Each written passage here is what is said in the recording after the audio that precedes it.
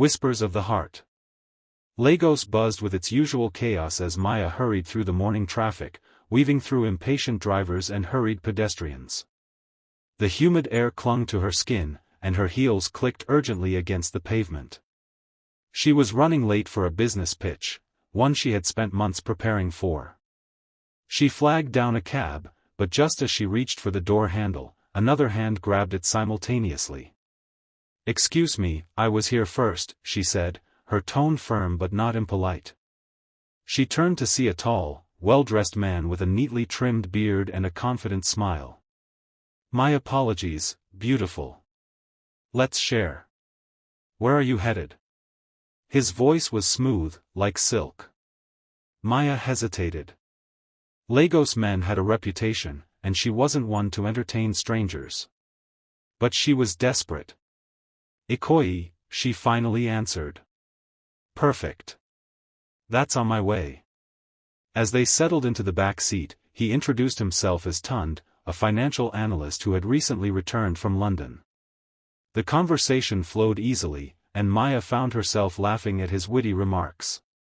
By the time they arrived at her destination, she was intrigued. Maybe Lagos isn't so bad after all, she thought, stepping out of the cab with a faint smile lingering on her lips. Maya couldn't shake Tund from her mind. His charm, his intelligence, his confidence, they were all intoxicating.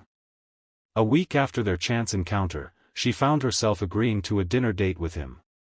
The restaurant he chose was elegant yet intimate, tucked away from the city's usual chaos.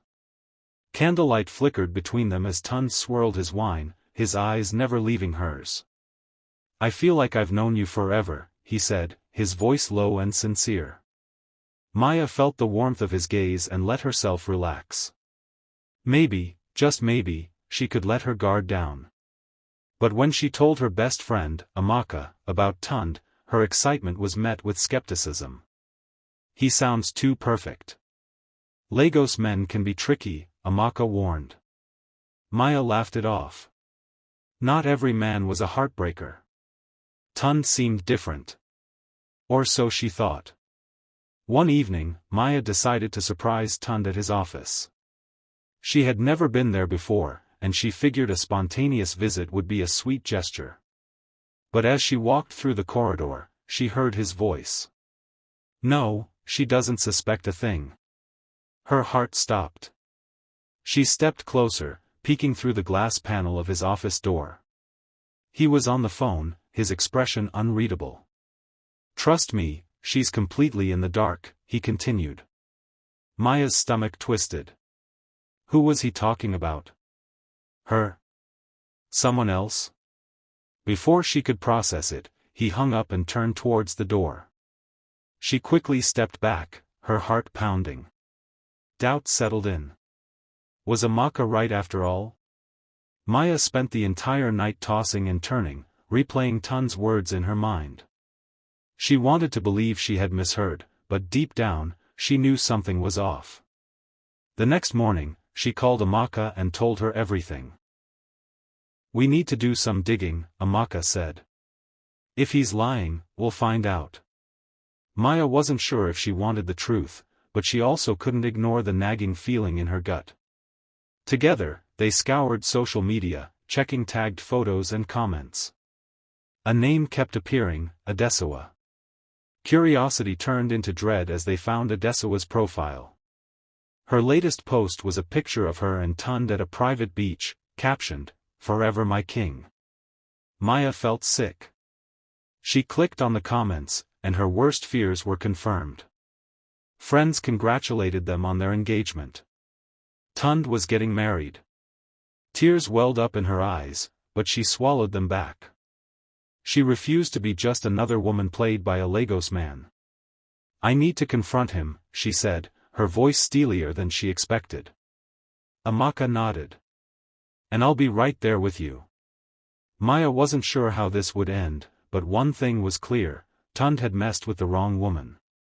The next evening, Maya called Tund and asked him to come over. Her voice was calm, almost too calm. He arrived in record time, looking as confident as ever. "Babe, you sounded so serious on the phone."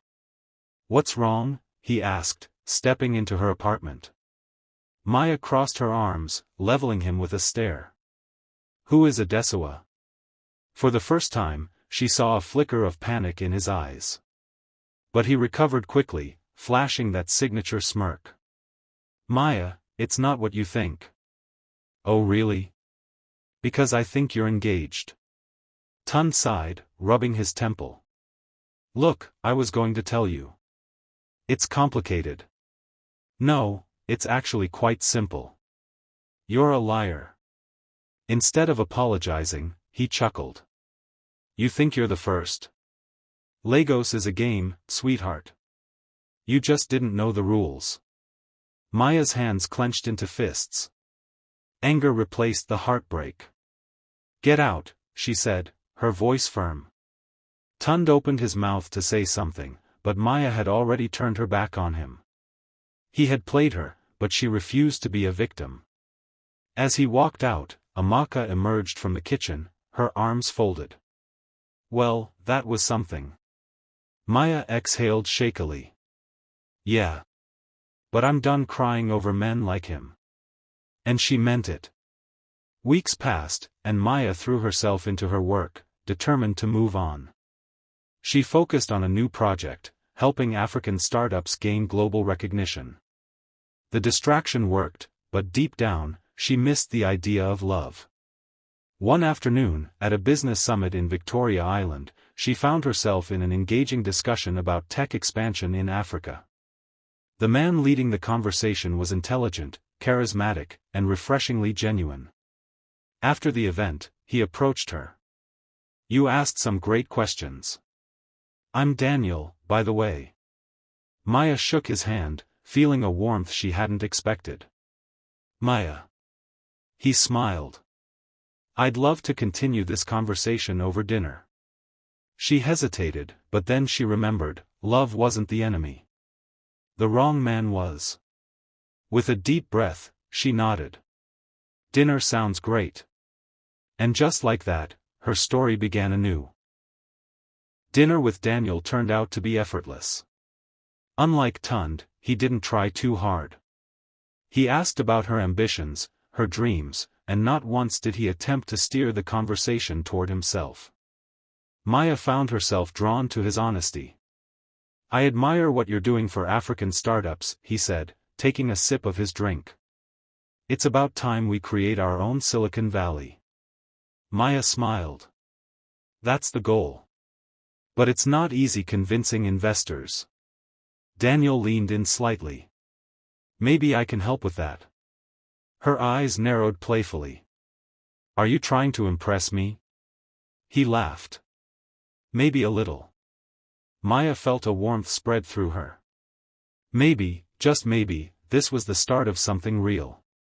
Maya wasn't ready to jump into another relationship, but something about Daniel made her want to try. They spent more time together, their bond growing deeper. But just when she thought she was ready to take a chance, an unexpected revelation threatened to shake her trust once more. One evening, as she was scrolling through her messages, she received a DM from an unknown account. The message read, "Be careful with Daniel. He's not who you think he is." Maya's heart pounded. She had been here before. She had trusted before. And she had been wrong. She stared at the message for a long time before deciding not to respond. Instead, she called Amaka. "I need you to do something for me," she said. Amaka didn't hesitate. "Say no more. I'll dig into it." A few days later, Amaka called with news. "Daniel is clean," she said. "No fiancé, no secret life, no hidden scandals. The only thing I found? He used to date someone who clearly hasn't moved on." Maya exhaled in relief. So the message was just from a bitter ex? Looks like it. Maya realized how easily she had let doubt creep in. Tund had left scars she wasn't even aware of, but Daniel wasn't Tund. He had given her no reason to doubt him. That evening, as they walked by the waterfront, Maya took his hand in hers. I want to give this a real chance, she admitted. Daniel smiled, squeezing her hand gently. That's all I've wanted. And for the first time in a long time, Maya felt safe. Months passed, and Maya and Daniel grew inseparable. They weren't just building a relationship, they were building a future. Together, they worked on a project that would connect African startups with global investors. Their passion for innovation fueled their love, and their love strengthened their vision. One evening, at a gala celebrating young entrepreneurs, Daniel took Maya's hand and led her to the stage. "None of this would be possible without the woman standing beside me," he said, his voice filled with admiration. "Maya, you inspire me every day." Maya blinked back tears as the room erupted in applause. She had spent so long guarding her heart, afraid to trust again. But here she was, not just in love, but thriving. As they walked back to the car that night, Daniel stopped suddenly. "I have one more thing to say." Maya turned to him, curiosity flickering in her eyes. "What is it?" He reached into his pocket and pulled out a small velvet box. "I know you've been hurt before. I know love hasn't always been kind to you. But I also know that I want to spend the rest of my life proving that love can be beautiful." Maya gasped as he dropped to one knee. "Maya, will you marry me?" Tears spilled down her cheeks, but this time, they weren't from pain. They were from hope. From happiness. From love. "Yes," she whispered. 1,000 times, yes. As Daniel slipped the ring onto her finger and pulled her into a deep embrace, Maya knew, this wasn't just another love story. This was the love story she had been waiting for. And this time, it was forever.